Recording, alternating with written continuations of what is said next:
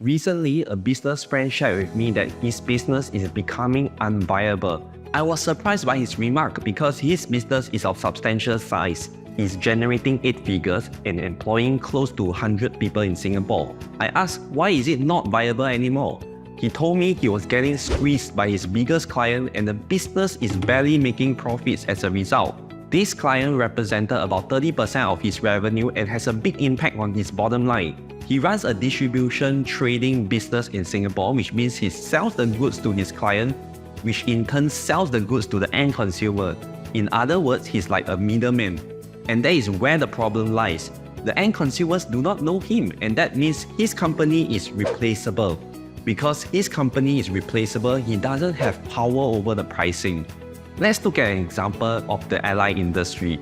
In the entire airline value chain, there are multiple players from the airplane manufacturer to airports, airlines, travel agents, freight forwarders, and the CRS, etc. Which player do you think makes the most money in the entire value chain? Nope, it's not the airlines. Companies like Scoot or Jetstar are known to have very low profit margins. Neither is it the airplane manufacturers like Airbus or Boeing.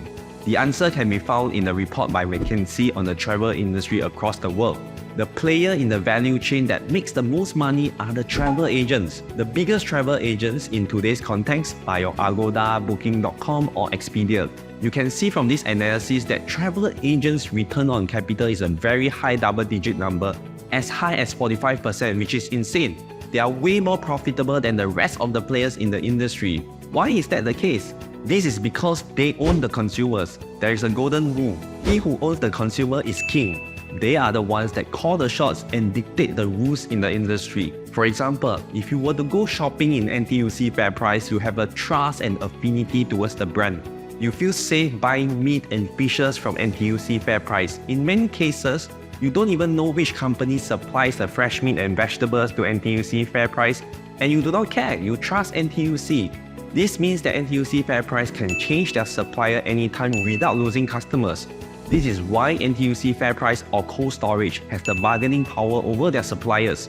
It's no coincidence that the biggest companies in the world are B2C companies. The biggest companies by market capitalization size are Amazon, Apple, Google, Walmart.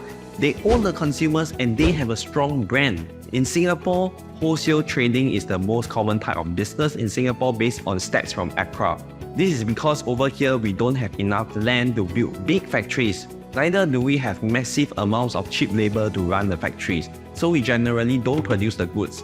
We are not crazy about marketing either, so we don't own the brands. We end up becoming the middlemen, the wholesale traders. Sadly speaking, this type of business is not the most lucrative type or the one with the most longevity.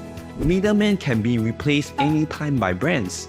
The thing is, we don't have to invest millions to build factories. Apple outsourced their manufacturing to China anyways. Agoda doesn't own any aircrafts. Airbnb doesn't own any hotel, but their value is bigger than the biggest hotel chains combined. In today's day and age, it's not about the physical assets or the goods. It's about the intangible asset of the brand.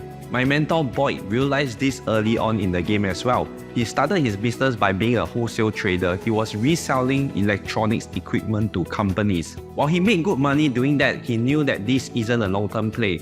He started building his own brand Enzer and grew the business from 30 million to 100 million. That is the power of the brand. It isn't an easy journey to make the transition, but it was worth it for him. This happened to local bubble tea brand Liho as well. Liho was franchising Gongcha's brand to grow their business and make money. However, one day, Gongcha decided to change the terms and it became unfavorable to the franchisee. The founder of the company, Ronnie Tan, decided to bite the bullet and create a new brand because he doesn't want to be held hostage by Gongcha. It was a tough transition because they had to rebrand 80 Gongcha outlets into Liho shops.